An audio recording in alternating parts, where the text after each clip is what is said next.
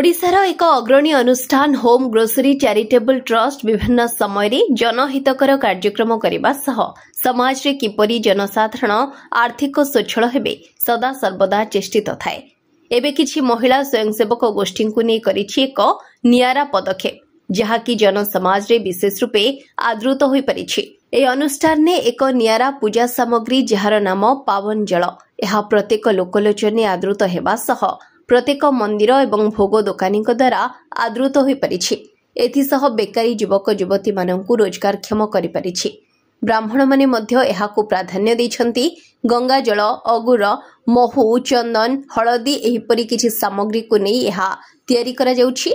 आगामी दिन रे एहा ओडिसार कोण अनुकोण रे पहुंचिबो बोली संस्थार अध्यक्ष विश्वजित महापात्र दृढ़ोक्ति प्रकाश करिबा सह गृहिणी बेकार युवक युवती माने रोजगारक्षम हेबे बोली दृढ़ोक्ति प्रकाश करिछन्ति। ब्यूरो रिपोर्ट विचित्र दुनिया।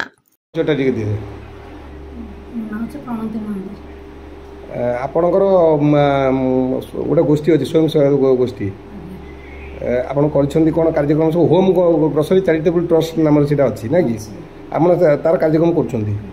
अच्छा आउ जो गोटे ये जो पावन जल कौन से एक्चुअली जो प्रोडक्ट जल गोटे ठाकुर कम लगे आम करूँ सब गंगा जल दे सब मिसेक गोटे हलदी चंदन अगुर महू भास्कर सब पकई गोटे करूँ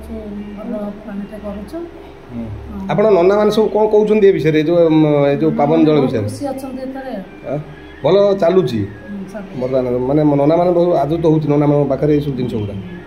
अच्छा आगामी दिन में आप कौ जगह को नवा योजना कर